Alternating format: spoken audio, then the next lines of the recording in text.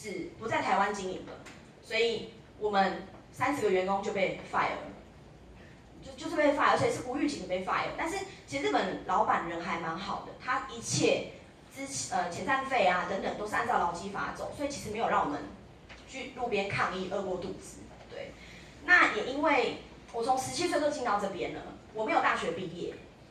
因为我觉得那时候的我觉得赚钱比工作来的还要重要，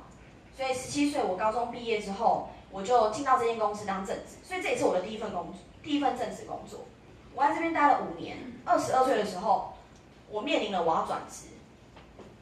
我就开始重新思考，我要做什么啊？我要继续升学吗？那时候我22岁，跟我同期的同学刚好应届毕业生，我看到他们，我觉得好好哦，你们有大学学历可以完成。那我呢？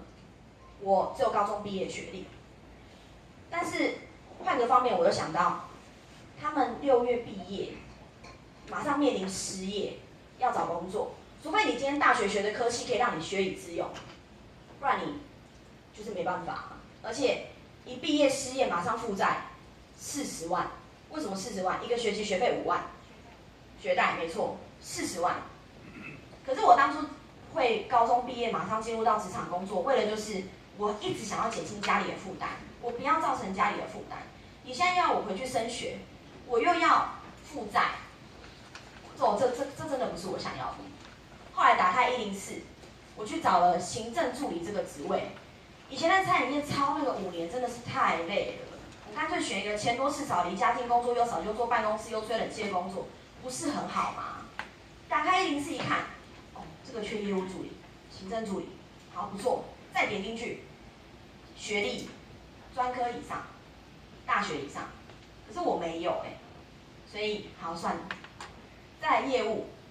我之前在宴会厅工作的时候啊，其实还蛮多客人会塞名片给我的，也因为微笑、热情、遇事的体贴，也造就了很多客人会喜欢我们这边的服务生。所以其实我们拿的名片其实拿不少。你打开看名片，有保险的，有做直销的，甚至连酒商都有，就是会希望我们可以去他们那边工作面试。当初有考虑想要做业务，但是我觉得我从1个月薪水3万5到4万，我要从零开始，还要面对可能没有底薪，或者是可能1个月底薪1万多块加抽成的日子，我已经有基本开销嘞，我没有办法去冒这个风险。后来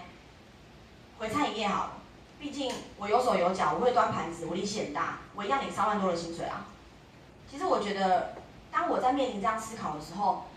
人就是害怕改变。其实我很有机会可以在这个时候，22岁的时候就进行转职，但是我害怕改变，所以我又回去做餐饮业。那这间餐饮业对我来说非常的轻松，这是一间港式饮茶餐厅。那